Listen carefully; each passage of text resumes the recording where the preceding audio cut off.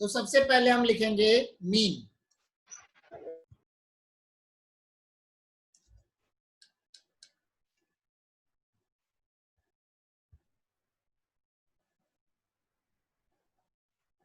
Sir ये note करना है ना? हाँ, इसको मीन। मीन का मतलब the average of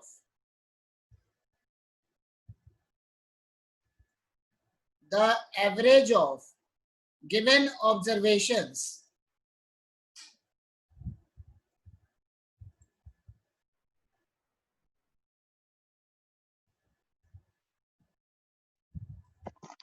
is known as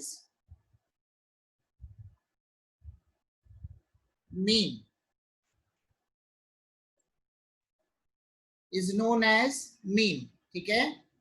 तो उसमें सबसे पहला हमारा है एरिथमेटिक मीन, मतलब AM, ठीक है।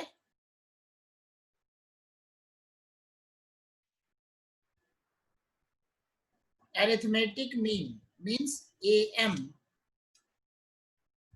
of ungrouped data, मतलब कोई ग्रुपिंग नहीं किया हुआ है, कुछ नहीं किया हुआ, डायरेक्ट हमारे पास डेटा गिवन है, ठीक है। Ungrouped data,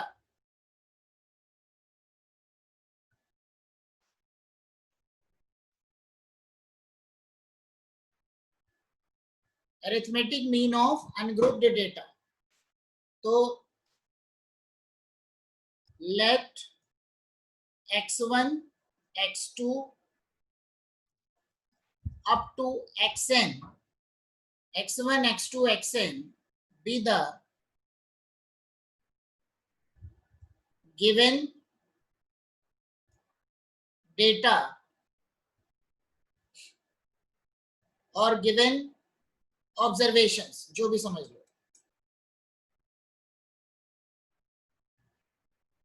then arithmetic mean, इसको हम x बार से डिनोट कर रहे हैं, this equal to x1 plus x2 up to xn divided by n, ठीक है। मतलब क्या होगा, अगर मैं जनरल फॉर्मूला रखूं तो यहां पे होगा sum of all observations,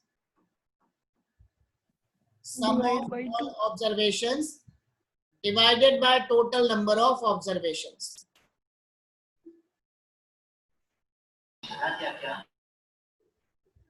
Divided by total number of observations, मतलब जितने observations दिए हुए हैं उन सभी को लिखना है, सभी का सम करना है, डिवाइडेड बाय जितने नंबर ऑफ ऑब्जर्वेशंस हैं उससे उसको डिवाइड करना है, ठीक है।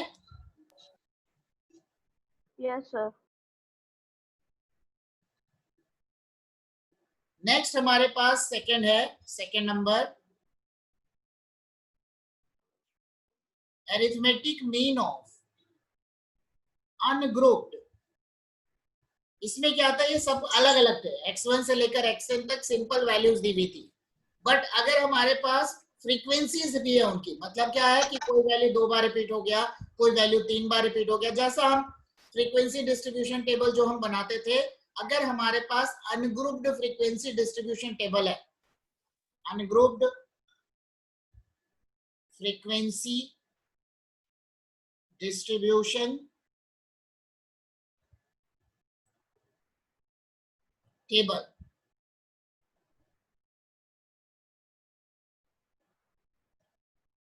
तो हमारे पास क्या बनेगा, late x1 x2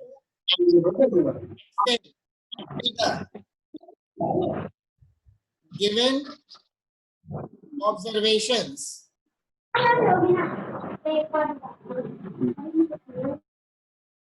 with the given observations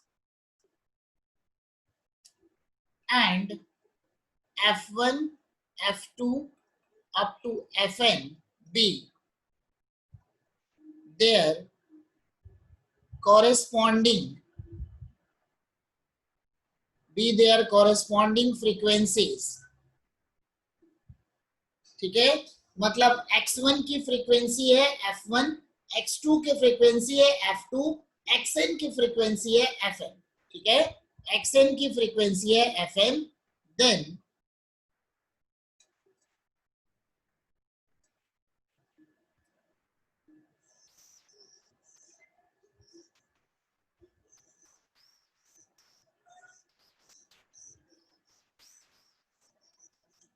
formula हमारा वही है, सारे ऑब्जर्वेशंस को ऐड करके टोटल नंबर ऑफ ऑब्जर्वेशन से हमको उसको डिवाइड करना है। ठीक है, सारे ऑब्जर्वेशंस को ऐड करने का मतलब क्या हुआ, जैसे मान लो x1 जो है वो हमारे पास f1 टाइम्स तक रिपीट हो रहा है, मतलब x1 मान लो 2 बार रिपीट हो रहा है, तो अगर मैं सबको ऐड करूंगा तो क्या होगा, x1 को 2 बार ऐड करूंगा मतलब x1 इंटू 2 हो जाएगा।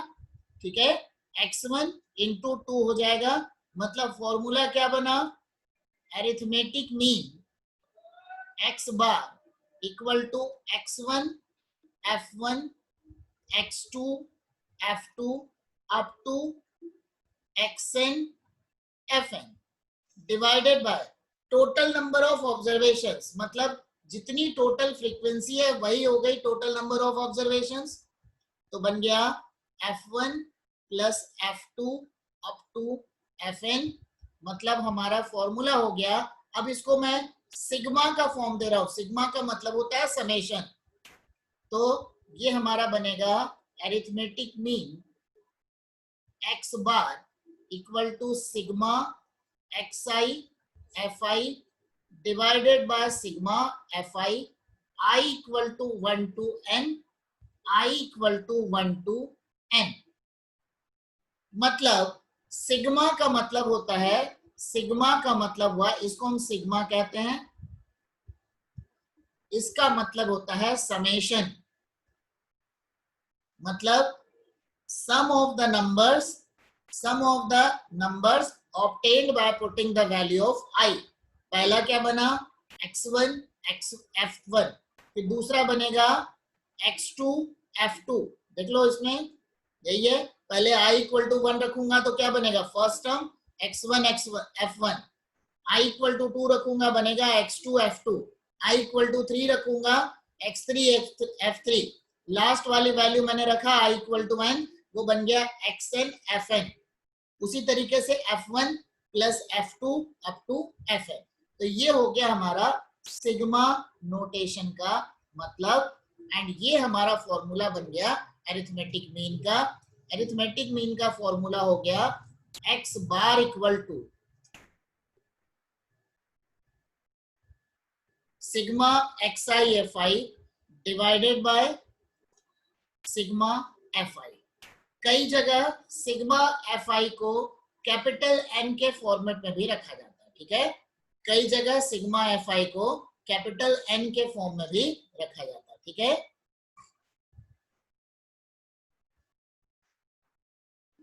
अब मैंने तुम लोग को अनम्यूट कर, जैसे हमारे पास है x1 जो है वो f1 टाइम्स है, x2 जो है वो f2 टाइम्स रिपीट हो रहा है, ऐसा करते हुए xn जो होगा वो fn टाइम्स रिपीट हो रहा है। फ्रीक्वेंसी मतलब repetition of datas at that number of times. ठीक है, अब मैं मुझे चाहिए अरिथमेटिक मीन, अरिथमेटिक मीन का मतलब sum of all observations divided by total number of observations. Sum of all observations means x1 is repeated f1 number of times, means we have to multiply x1 by f1, similarly x2 by f2, and then xn by fn divided by total number of observations, means we have to add the, ठीक है, we have to add the frequency of the given observations। ठीक है, तो अब इसके बाद हमारे पास क्या हो जाएगा, ये हमने कर लिया, इसको मुझे समेशन फॉर्मेट देना है, सिग्मा फॉर्मेट देना है। ये जो सिग्मा फॉर्मेट होता है, नीचे होगा लोअर वैल्यू, ऊपर बनेगी मैक्सिमम लास्ट वाली value, I equal to 1 to n। इसको हम कैसा पढ़ रहे हैं, इसको अगर मैंने ऐसा लिखा sigma I equal to 1 to n, इसका मतलब इसको क्या पढ़ेंगे, सिग्मा की जगह इसको हम पढ़ेंगे सम ऑफ मेरा डिस्कनेक्ट हो गया था। Sum of observations from i equal to 1 to i equal to n। ठीक है, मतलब यहाँ पे आपको सिग्मा से मुझे गौरीशा क्या हुआ? सर सिग्मा वाला रिपीट कर दो। हाँ वही बता रहा हूँ मैं। ठीक है, i equal to 1 to n मतलब sum of observations from i equal to 1 to i equal to n। देखो मैंने लिखा sigma i equal to 1 to n। चलो फिर से कर।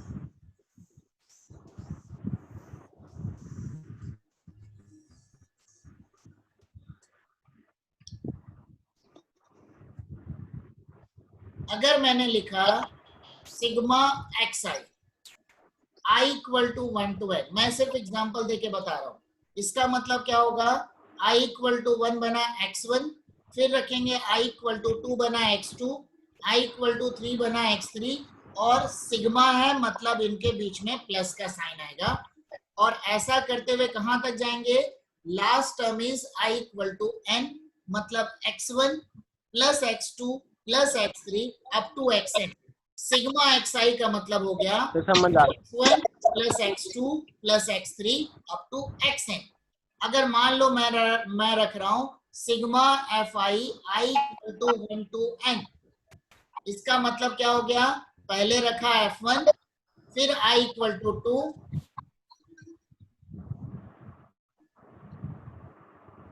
फिर i equal to 3 up to i equal to n। और सिग्मा का मतलब क्या होता है? इन सब का प्लस। ठीक है, sigma f i equal to 1 to n। अगर यहाँ n की जगह मैं रख दूं 2n तो क्या हो जाएगा? f1 plus f2 plus f3 up to last क्या हो गया? f of 2n। मान लो यहाँ पर मैं रखता हूं 10, n इक्वल टू 10, तो क्या हो जाएगा? f1 plus f2 plus f3 up to f of 10। ये हो गया। ठीक है, तो sigma xi into f i, इसका मतलब क्या हुआ?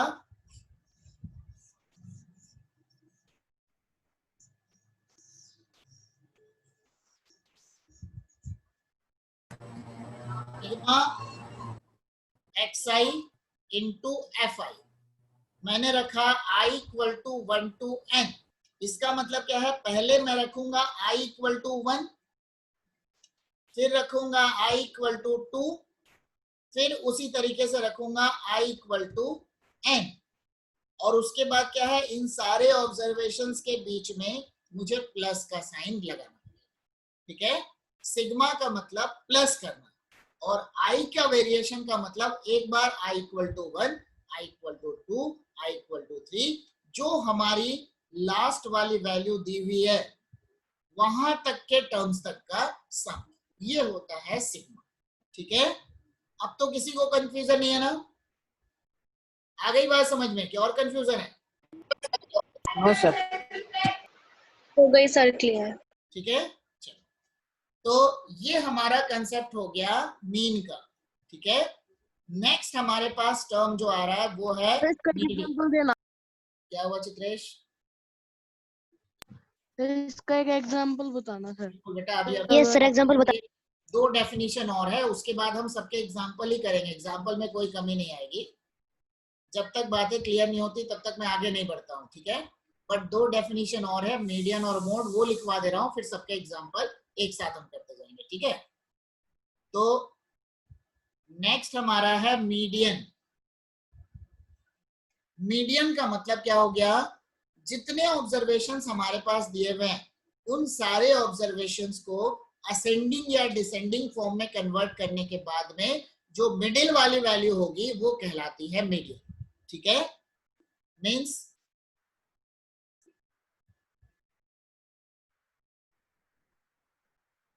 we arrange the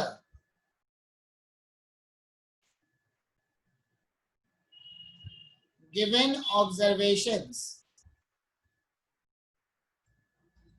in ascending or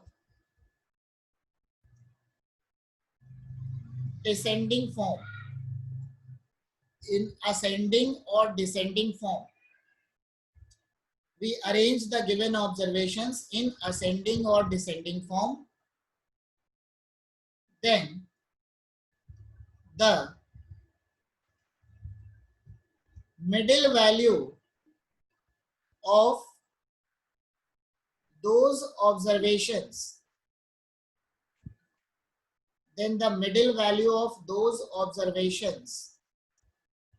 is known as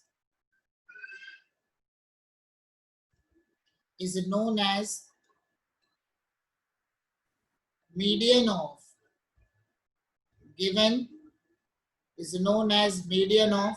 given observations.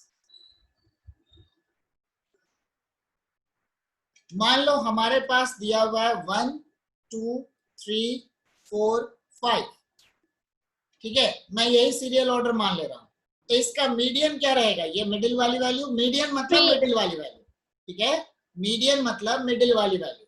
तो मीडियन कैसे देखेंगे? ये तो 5 था तो हमको समझ में आ गया 3 इज द मिडिल टर्म, ठीक है। अब मान लो 50 रहेगा, 51 रहेगा, तो वहां पर देखने में दिक्कत होगी ना। तो हम क्या करेंगे, मीडियन के लिए यहां पर हमारे पास कंडीशन हो गई, पहली कंडीशन,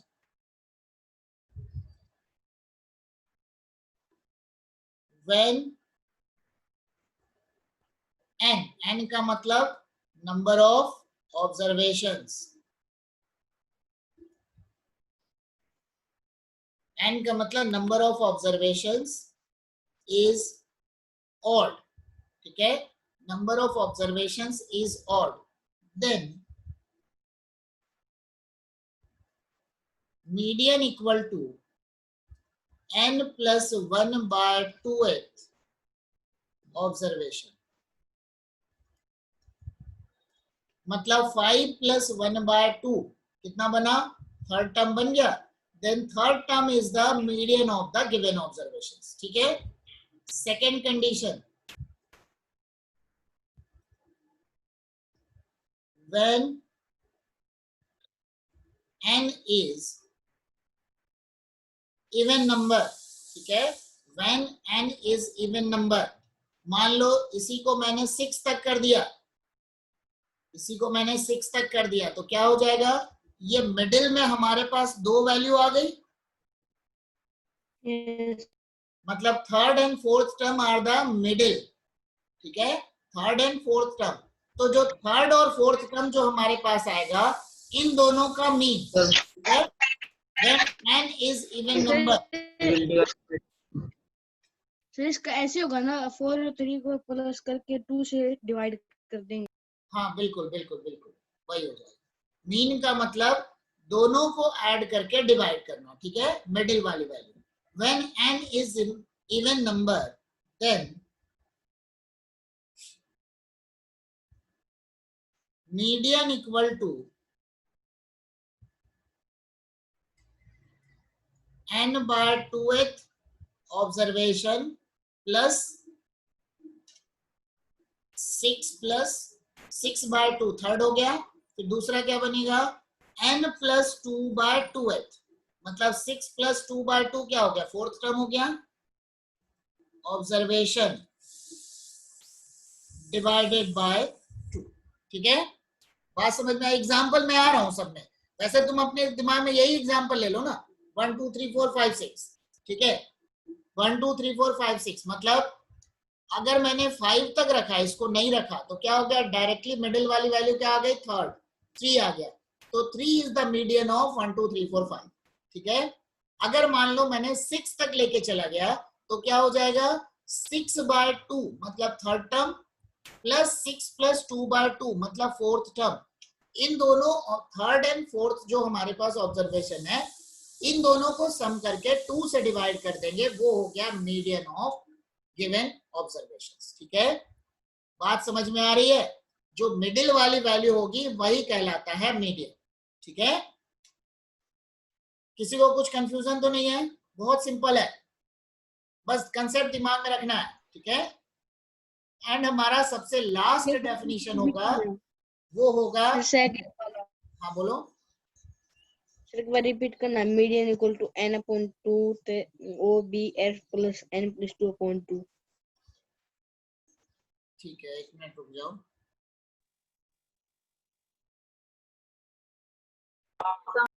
मान लो मैंने एग्जाम्पल रखा है, मैंने एग्जाम्पल लिया 1 3 4 7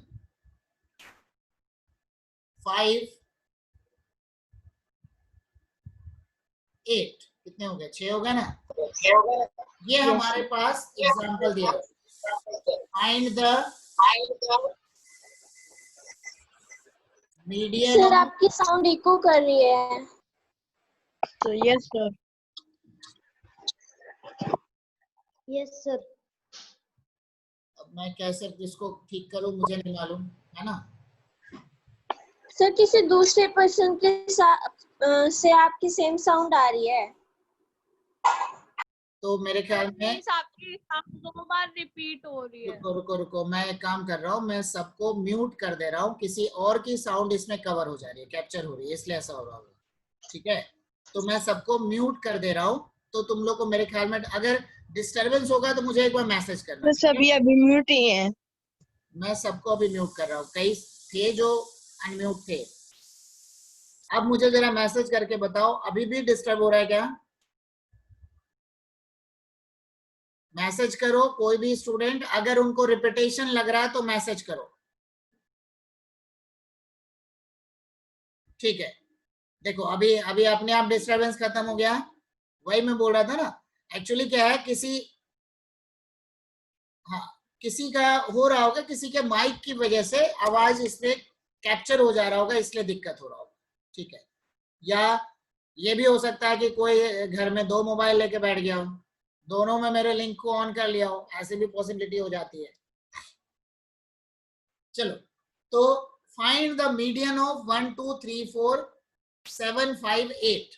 तो हमारा मीडियन निकालने का पैटर्न क्या बन रहा था? मीडियन निकालने का जो हमारा पैटर्न था वो ये था, first we should convert it into ascending और डिसेंडिंग फॉर्मेट।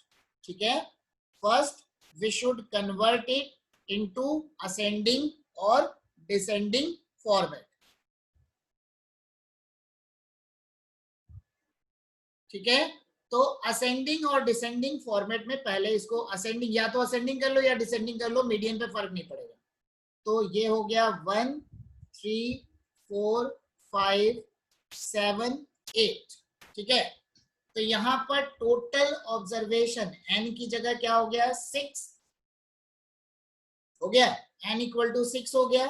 अब n इक्वल टू 6 हमारे पास हो गया, तो हमारे पास क्या बनेगा? Median equal to n by 2th observation plus n plus 2 by 2th observation divided by 2, मतलब 6 by 2 third observation plus 4th observation divided by 2। Third observation क्या है हमारे पास? 4 प्लस 5, 4 प्लस 5 बाय 2 मीन्स 4.5।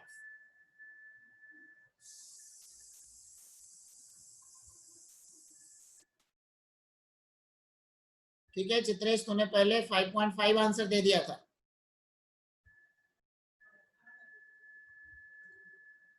चलो अभी मैं तुम लोग को अनम्यूट कर दिया हूं। अब मुझे बताओ, किसी को कुछ डाउट है मीडियन निकालने में?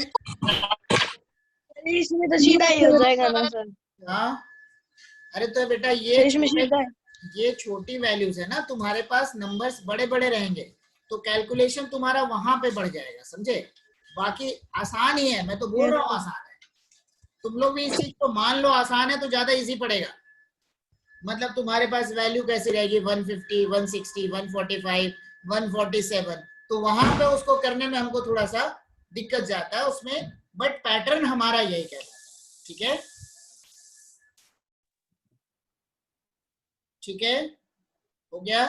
तो ये हमारा बन गया मीडियन, हमारा कंप्लीट हो गया। ठीक है, बाकी हम एग्जांपल्स कर रहे हैं अभी। अभी वैसे कंप्लीट नहीं हुआ, समझाने में हो गया ना, अभी तो क्वेश्चन हमने कहाँ प्रैक्टिस किया अभी।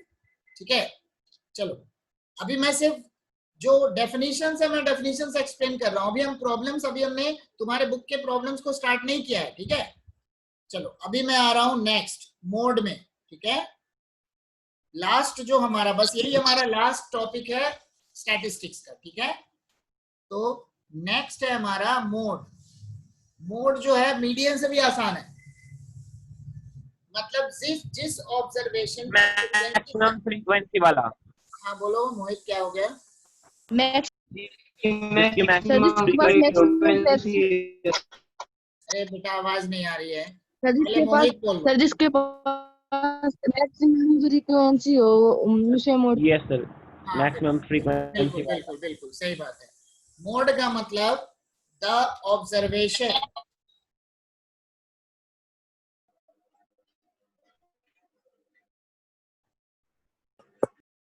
इसका भी कोई फॉर्मूला होता है क्या? whose frequency is maximum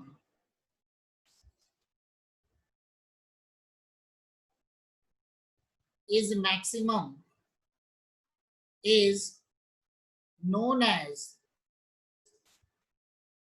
mode. ठीक है, मतलब जिस ऑब्जर्वेशन की फ्रीक्वेंसी सबसे ज्यादा होगी वही कहलाता है मोड।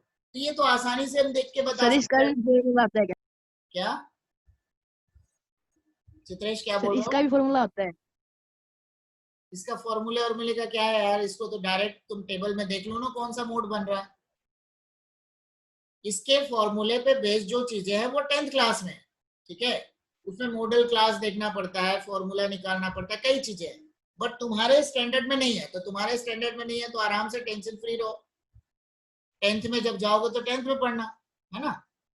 अभी के हिसाब से क्या है, जितना तुम्हारा दिया हुआ है सिंपल सिर्फ मोड निकाल। ठीक है, तो जितना दिया हम उसी पे अभी कंसंट्रेट करें। ठीक है, बाकी इसके आगे मॉडल क्लास होता है, उसमें क्लास इंटरवल आता है, बहुत सारी चीजें हैं। ऐसा नहीं कि सिर्फ तुम्हारा 9th में स्टैटिस्टिक्स कंप्लीट हो जाता है, स्टैटिस्टिक्स आगे बहुत लंबी कहानी होती है स्टैटिस्टिक्स की। चलो हो गया, तो observation of frequency is maximum, 2 बार लिख दिया मैंने, इज नोन एज मोड। ठीक है, तो ये तो टेबल देख के हम पता कर सकते हैं कौन सा मैक्सिमम होगा। ठीक है, अब आते हैं, एक काम करता हूं